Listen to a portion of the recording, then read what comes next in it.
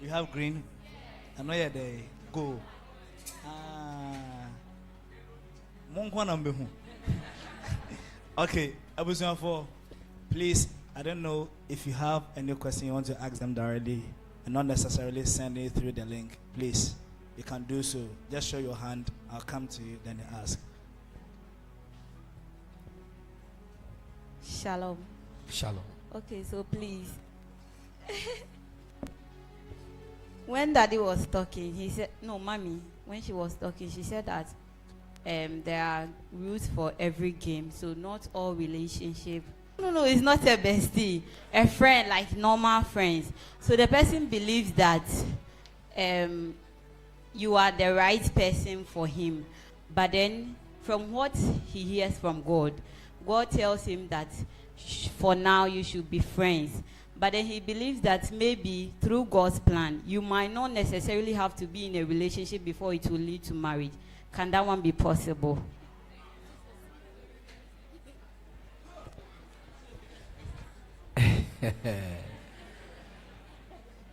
Okay. Let me just hit it maybe from this point. Abusian, what I believe and with my little knowledge and understanding is that there is a certain point of what we call friendship, and we just defined it in a wrong way. By the special grace of God, my main focus is on destiny. So you can't just call somebody a friend without knowing that, the person is in line with the destiny God has called you to fulfill. You get it? So let's say both of you are friends, and in one way or the other, you see a link in destiny. The main issue with the whole relationship coming into the friendship, even friendship alone, is a relationship. You get it? So we need to now define the kind of relationship you are looking for before the marriage. I don't know if you're getting my point. Because if everything you are supposed to know and understand about this person, you are actually knowing it in the friendship moment. Why do you need a certain kind of emotional, kind of movie B before? I don't know if you are getting what I'm saying. Yeah. In fact, I've seen people who just met and they just had a strong spiritual click. It's true. It happens. But it's not, let me say, a yardstick to say everybody should be in that lane. See, so it happens. You get it. Maybe, and there are times, Grandpa, when you are friends with people, you get to know a lot about them than just being in a certain relationship where emotions are connected. They will just voice a lot of things out about their families to you. Say, pray for me, or things are not going on. My father is doing this, doing that. Then you are praying. But the moment you enter into relationship, most of them will keep their mouth shut about some personal issues. And you get it. So if you are getting to know everything that you ought to know about this person that will help the marriage in just the friendship stage, you don't need any drama. So you can just move from that stage, and then maybe all that you need to do is bring in some spiritual leaders to have an understanding about things and keep moving. Yeah. Thank you, Daddy. I have extra 2 or 3, then we end the session. Okay. And enter into the next session, please. Shalom, Daddy, Mommy. Is it right to enter into a relationship with a lady who doesn't know vividly her destiny path? Shalom, Daddy, Mommy. Is it right to enter into a relationship with a lady who doesn't know vividly her destiny path? Okay, so the word vividly, no? Clearly. One of the things about destiny is that anybody who knows his destiny, maybe to a certain degree, can also be of help to another to discover his or her destiny. You get it? Maybe the lady knows a bit, but not vividly. You can help the person. And if that bit you can sense that it is a little bit in line with yours, go a bit deeper to help the person to discover. And uko deep now when you say MWA, you can take a step backwards. Are you getting it? Even though say with him kakra, but then we don't just take a step, say with him kakra until we have entered. Help the person to understand. So once no don't venture.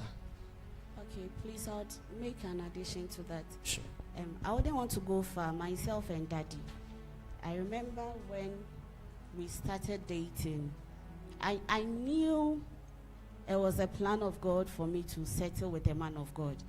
But I remember he once told me something that when he was praying about me, or when he was praying about a partner, and when God was speaking to him about me, God didn't say you should come and marry me. When God was speaking to him about me, he told me, Oboa meboa. He told me that, and I know he's not lying, yes. He told me that God revealed to him what he wanted to do with me in the future. And then he received a caution that if he knows he can't help me get there, he shouldn't come.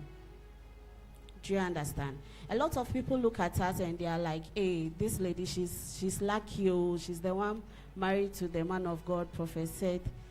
And say, Prophet SETH, they are more concerned about your spouse or your husband's destiny and where he's getting to than yours. Or money so also a charge to keep.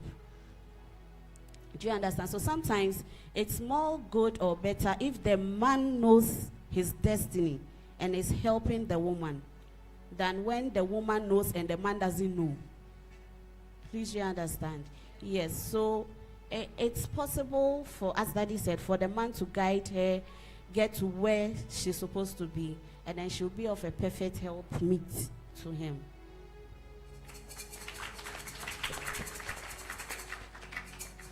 Shalom, mommy and dad. Please, I wanted to ask, is it normal for a lady to first approach a man? And how does that relationship work? You're through India. Okay. All right. So, under normal circumstance, from the biblical point of view, the Bible says that, and for this cause, a man shall live. So mostly, that's why in my previous discourse, I made a statement that mostly it is the man that is supposed to take the first step. Get it?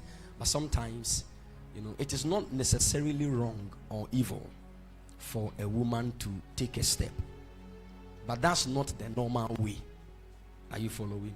But don't forget that life itself is not normal. And so I always say that in this abnormal world, being normal is an abnormality. So there are moments where you have prayed.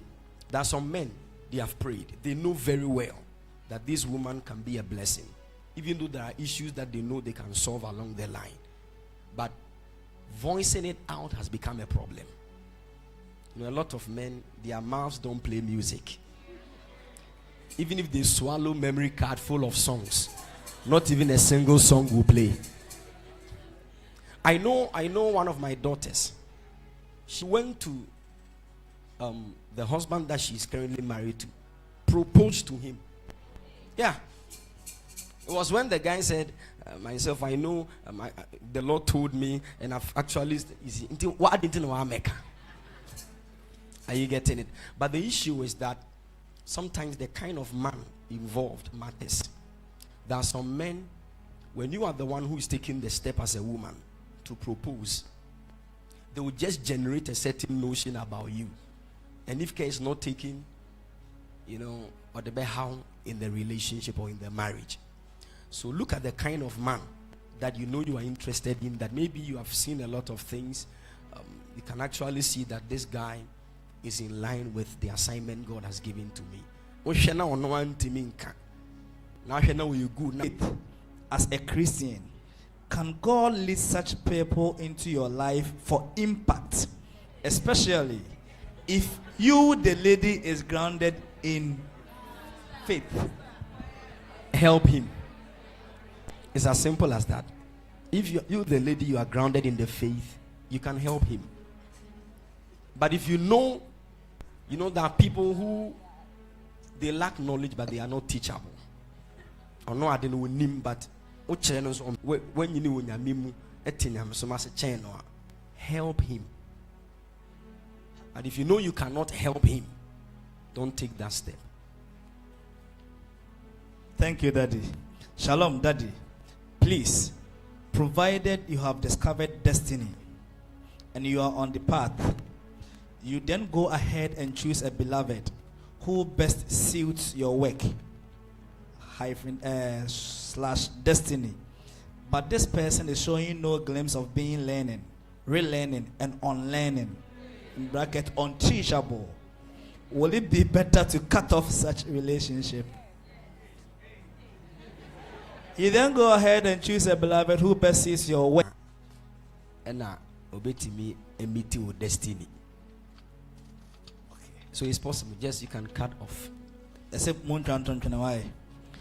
Should we finish working on our weaknesses before we proceed to marry, or we should marry with it? Proceed. Or should we finish working on our weaknesses before we proceed to marry? Nobody will finish working on his or her weakness. We should marry with it. There's a certain point that you can get to that you can actually make a decision. For example, if you know that this is the weakness of the gentleman that I'm with, and both of you are trying to work on it, you have to first understand that the person is willing. Not everybody is willing to work on the weakness.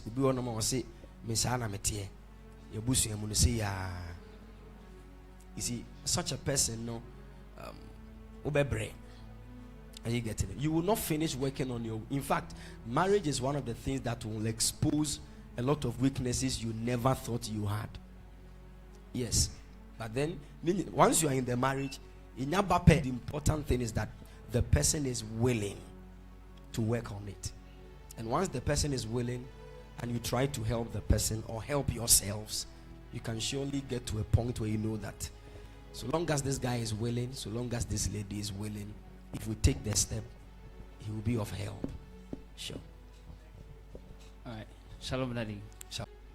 Can you throw more light on generations, especially people who are, let's say, 10 years older than either the man or the lady entering into a relationship? Okay. As in the age difference? Oh, okay. All right. This side is more personal. Be in a relationship with somebody who is at this age or this age. But then, personally, you can actually look at things very well. Because Bema, you're 10 years older than you, dear. Grandpa, you get to know.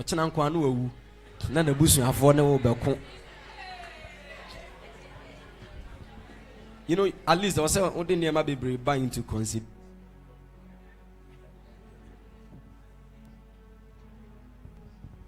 Are you getting it? So, age difference, that's why I said it's quite personal. So at least most of the times, on the side of the men, it's not really an issue most of the times. But then the age difference, personally, I believe that if somebody is about